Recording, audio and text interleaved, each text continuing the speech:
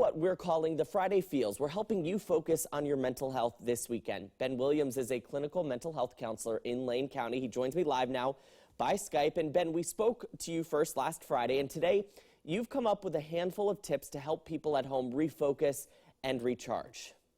Yeah, absolutely. Thanks for having me back, Brian. The first tip that I jotted down was find something normal to do. And you know what I mean by that is, well, so much is changing right now and so much is different. There's still a lot of things that are the same, you know. Some things are still safe to do, finding new projects around the house, maybe finishing up old ones, weather depending, just sitting outside and enjoying nature, you know. I think it's important to find something for our brains to feel normal. And so besides finding something normal to do, your second tip is small, safe ways to feel useful or helpful. Yeah, so I think that the brain likes to feel useful and productive. And when we can't, when we feel helpless, it can be really tough on us, right? So right now, finding small ways to feel useful and helpful, you know, call a friend that you know doesn't have any local family, or check with your neighbors, especially elderly ones, to see if they need any essentials if you're going out.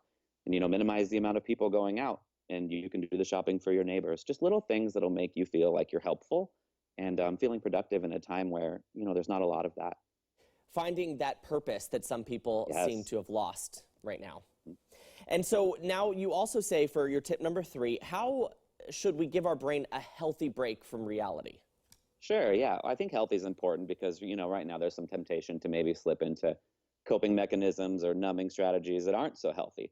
But it's really important to give our brain a break too, especially if times are scary. So, you know, reading a book or watching a movie that you maybe have wanted to start but couldn't find time to, having a family game night, something to just shut your brain off, but in a healthy way, is definitely a good idea. And during this time of isolation and quarantine, you still recommend that people be social from a distance. Yeah, I think that it's important to realize that social distancing is something we all know about right now, but it's really a physical distancing. I've heard so many people that are doing like Zoom happy hours, online platforms like Zoom, doing happy hours with their coworkers after work. Netflix has this cool thing called Netflix Party where you can watch Netflix at the same time as friends or family and chat during it. You know, it's also important just to reach out to friends and family that might also be lonely. You know, I taught my parents how to FaceTime last week, and now we do that. So. That's funny. I Zoomed with my parents for the first time, and you know, you get a laugh out of it too, and they're learning the new technology. Now, finally, last but not least, you suggest that folks at home make an outline for next week's plan. What do you mean by that? Yeah, so this isn't meant to like hold you accountable or to say you need to do this next week. We don't even know what tomorrow's going to look like in a time like this, right? But it's a way to say, okay, I have something to look forward to. I have some structure. And then it also provides us the opportunity, if next week we're feeling bored or lost, to be like, oh, I can look back on that and find something to do, something productive, and feel like I'm helping myself. All right, great advice from a clinical mental health counselor in Lane County, Ben Williams. Thanks again. Have a great weekend. Thanks, Brian. You too.